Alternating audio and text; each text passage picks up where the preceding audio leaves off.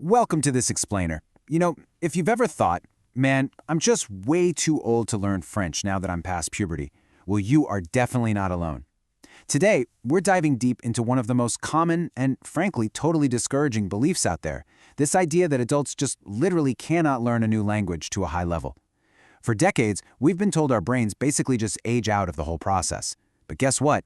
Today, we're looking at some massive new data sets and cutting-edge cognitive science to uncover the actual truth. So buckle up, because what the data shows is absolutely going to change how you view your own brain. Here's our roadmap for today.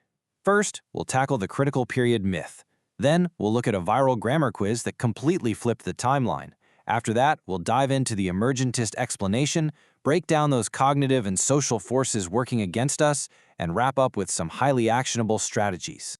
All right, Section 1, the critical period myth. Let's just start with the absolute most frustrating concern every single adult language learner has bumped into at some point.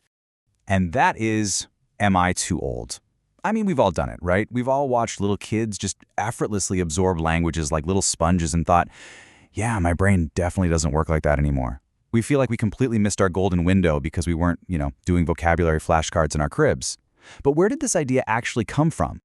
Well, it has a formal scientific name, the critical period hypothesis. Proposed way back in the 1960s, this is the traditional claim that language learning is constrained by a biological expiration date, which typically ends abruptly right around puberty. It basically assumes there's this biological switch in your brain that just flips to off, making native-like fluency virtually impossible for adults. Sounds pretty bleak, doesn't it? Moving right along to Section 2, a viral grammar quiz. Recently, cognitive scientists at MIT totally disrupted this old-school biological view, proving we really needed to look at a much, much bigger picture. And when I say bigger, I mean nearly 670,000 people. To figure out exactly when our language abilities actually shift, researchers Josh Tenenbaum and Joshua Hartshorn knew they needed an unprecedented amount of data. So they created this wildly popular Facebook grammar quiz called Which English? It was cleverly designed to expose grammatical blind spots and try to guess a user's native dialect.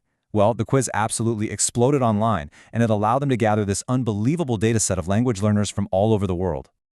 Joshua Hartshorn summed up the core mystery they were trying to solve perfectly. For decades, the scientific community was basically just arguing in the dark about whether our language abilities drop off at birth, at age 5, or at puberty. The one thing everyone just blindly assumed was that the massive drop-off happens super early in life. But here's the crazy part. The data revealed a huge surprise. Our grammar learning ability doesn't actually plummet at age 5 or even at puberty. It actually remains incredibly strong all the way up to age 17 or 18. Now, sure, ideally you want to start before age 10 for absolute native-like perfection, but your brain is still a total sponge for grammar well through your teenage years. That is far later than the critical period hypothesis ever predicted. Which brings us to Section 3, the emergentist explanation. So this obviously begs a massive question, right? If our brains are perfectly capable of learning grammar well into our late teens, why on earth does it feel so impossibly hard to start when we hit our 20s and beyond? To figure that out, researchers turned to a really fascinating framework called the emergentist account, an idea that looks way beyond just biology. Detailed research published by Catherine Caldwell Harris and Brian McWhinney helps us rethink exactly why our abilities seem to shift. Let's compare the two. The old single-process view assumed your brain basically just ages out, like a strict biological timer slamming the door shut. But this multiple-process emergentist account argues something completely different. It says, hey, you aren't biologically broken. Your struggles as an adult are actually caused by a complex web of changing cognitive habits, entirely different social environments, and shifting motivations over your life. Let's dive into exactly what that means in Section 4, cognitive and social forces. We're going to break down these invisible forces actively battling against adult learners, starting with the cognitive risk factors. As adults, we suffer from 3 main cognitive risks. First step is entrenchment. Basically, your native language is just so deeply wired and automatic in your brain that it dominates. Then there's negative transfer, which is when your native language rules actively interfere with the new ones. It's kind of like trying to force English word order onto a French sentence. You end up sounding a bit like a caveman. And finally, overanalysis.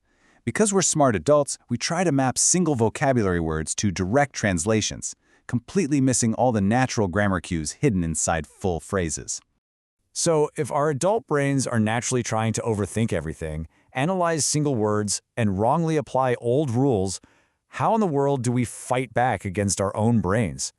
Well, we actually have some amazing cognitive tools. We can fight back using chunking, learning whole phrases like "how's it going," rather than agonizing over individual words. We can also use decoupling, which is forcing ourselves to stop translating in our heads and start thinking directly in the new language. We can use resonance to actively link new words to sounds and concepts we already know. And crucially, we have aptitude. We can leverage our mature memory and immense focus in ways a toddler literally just cannot. And look, beyond cognition, our whole social environment completely shifts as we age. Children learn languages because they just want to play. They get constant praise for babbling, their rewards are immediate, and they're fully immersed in school all day. But us adults? We're usually terrified of looking foolish. We face social isolation or embarrassment for mistakes. Our rewards are super distant, and let's be real, our free time is incredibly limited. So, it is definitely not biology holding us back, it's our daily lives. Let's wrap this up with Section 5, Strategies for Adult Learners. Since the data shows you aren't biologically broken, you're just dealing with a structural and environmental disadvantage, it means we can strategically hack the system. Here is how you do it. First, acculturation. Instead of a playground, actively join a Spanish cooking club, a local sports league, or a social group to force immersion. Second, maximize resources. You don't have 8 hours of school, so trick your brain using foreign language media or immersive VR. Third, leverage executive control. Children give up. You can lock in and use your adult patience to focus on the distant reward. And fourth, focus on chunking. Memorize songs, poems, and full conversational phrases so you completely bypass that annoying urge to overanalyze words. The bottom line? The science is incredibly clear here. Your brain hasn't expired, but your excuses kinda just did. You are perfectly capable of doing this. So, stop blaming your biology, change your environment, and ask yourself right now, what language are you going to start learning today?